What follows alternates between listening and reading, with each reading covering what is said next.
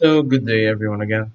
We'll be moving on to our next topic, which is we'll be discussing what pronouns are. We'll go through some of their types, examples, and we'll get the whole definition of what they are, how they're used in a sentence. So, what's a pronoun? In simple terms, a pronoun is a word that can refer to another noun that was used before in a sentence. These are used to make a sentence easier to understand and less repetitive or natural to listen to. They're divided into types and can refer to a general amount of proper nouns. So, in essence, what a pronoun is it's used for clarity. If, for example, a noun was used earlier into the sentence, it's much easier to just use a pronoun again to make it sound less repetitive. So here is some types of pronouns. The concept of what a pronoun is may seem a bit vague, but it'll get easier to understand once we get through some examples. So here's our types of pronouns. We'll be going through each and every one of these, discussing how they're used and how they enhance or make a sentence better. So the first one is personal pronouns. Pronouns that are often used to refer to people. This is the the baseline of pronouns, you could say. So I, you, he, she, it, its, us, we, they, them. So here's some examples of how they're used. I brought you some food. He is not from the city. It is color yellow. And you should take note, however, that the way these pronouns are used is out of context. Remember that we're supposed the best way to use pronouns is as a replacement for a noun that was used earlier. So the way these pronouns are being used right now, we're under the assumption that the proper noun they're referring to was used earlier. So for example, I brought you some food. He is not from the city. Now it's better for this one. So he is not from the city. We don't know who he is in this case, but we're under the assumption that it's been used before. So for example, your friend John has just arrived from out of the city. So John has just arrived from out of the city. Your friend asks, "Is he from the city?" You answer, "He is not from the city." So he, in this case, we're referring to is your friend John, which was mentioned earlier. So here's the last two examples. We should do the project today. They should wash their hands. So here we see that they have a kind of a plural use as well. We can have them refer to multitude of proper nouns or people. So here we're separating them into categories. These categories are based on how they're actually used and what type of proper nouns they're referring to. So now we have demonstrative pronouns. These are pronouns that describe how many and how far an object is. This, that, these, those. Well, these may sound very these have very common uses and you may overlook what these are. These are very important to how building a sentence can really enhance it. So here we have examples for these. This is my house. That is my car. These are my toys. Those boxes are heavy. So the main difference between these is aside from the two types here that are, you know, plural and singular, the main difference between using them is the distance. So this is used because it is closer to the person speaking. Let's put it in a perspective. Let's say you have just arrived at your house with a friend. You could say, right before you enter, "This is my door." You're right in front of the door. And then once you open the door, they can see a TV in the distance. It's far away from both you and him. So that is my TV. That is used to point out something that is far away from both the person speaking and the person being spoken to.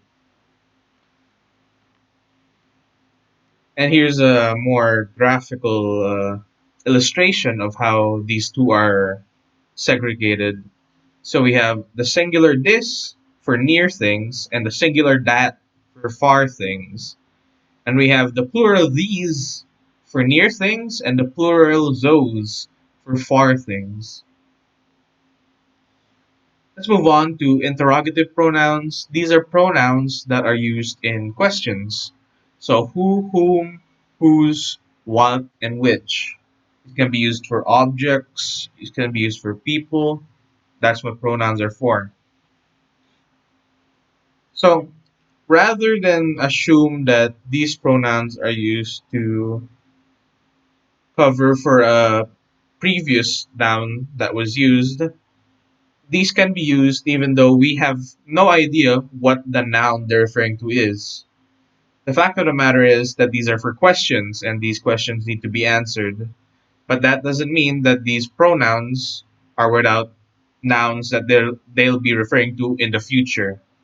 So let's go through some examples. Who are your parents? Do you know for whom these orders are for? Whose pencils are those? What kind of food do you like to eat? Which brand of soap do you like to use? Now we're moving on to indefinite pronouns. Pronouns that refer to people and things without being specific. Now the main difference between these and interrogative is used to ask a question. These usually lead in a sentence for questions.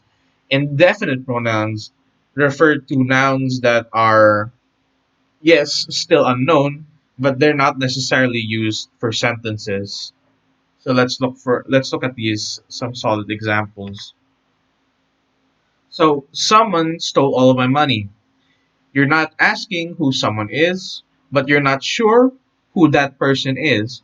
So you're being vague. Someone stole all my money. Anybody can learn how to cook.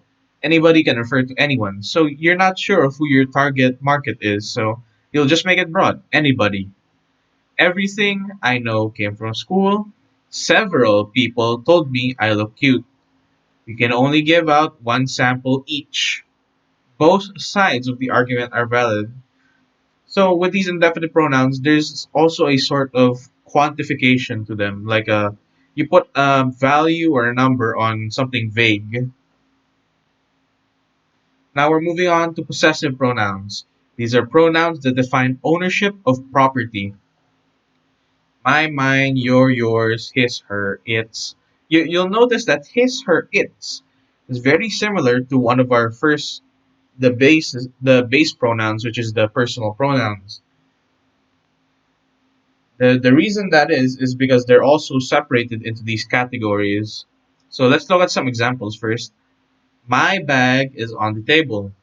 Your shoelaces are untied. Her mother is very strict. Our school is nearby. Their house is in the other barangay. This was a pretty simple one. It simply shows that the pronoun is simply referring to who owns the object being talked about. So here's the division and categorization of these, the types of these possessive pronouns. My, mine, your, yours, his, her, its. These are all in the first, second, and third person, and they have their plural forms as well. Now, the first, second, and third person that they're referring to is whoever is speaking or being spoken to. So in the sentence, for example, if you use a first person type of pronoun, this usually refers to you, the one who's speaking the sentence. The second person refers to the one who the person is speaking to, like in a conversation type of way. And finally, the third person refers to someone that the sentence is speaking about. This doesn't necessarily have to be someone you're speaking to. You can be talking about someone else with another person. The same goes for the plural forms as well. These are just pronouns used for a large amount of people or a number of people, more than one. So now we have reciprocal pronouns. These are pronouns that are used for actions or feelings that are true for both ways. Now this may sound a bit confusing, so let's look through some examples and make it more clear. So, you should learn to care about one another. They don't like each other. So here we have one another and each other. It basically refers to two people in at both of them at the same time. It works much like a plural would, except it's referring to maybe one or two people at the same time. Now we have relative pronouns. These are pronouns that are used to add more information through a relative or adjective clause. Now, before that, let's kind of review what a clause is. A clause is not fully a sentence. It's it's words put together that should have a meaning but are only halfway there. These can't be used in a full sentence, but they can be attached to sentences to help add more information. So here, Julia, who lives in Quezon City, has a hard time commuting.